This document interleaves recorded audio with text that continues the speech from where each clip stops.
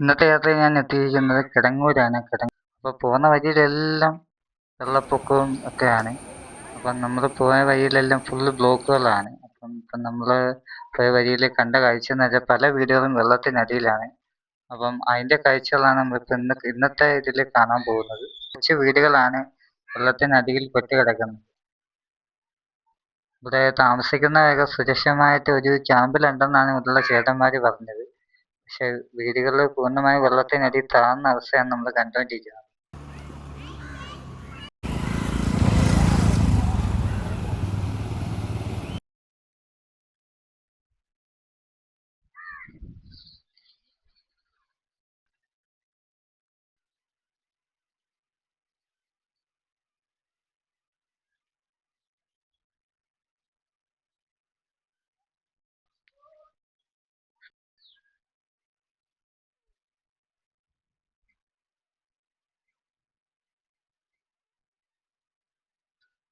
മുകളിൽ നിന്ന് നോക്കിയാൽ കാണാം, നല്ല ഒഴുക്കാണ്, കുത്തനെയുള്ള ഒഴുക്കാണ്.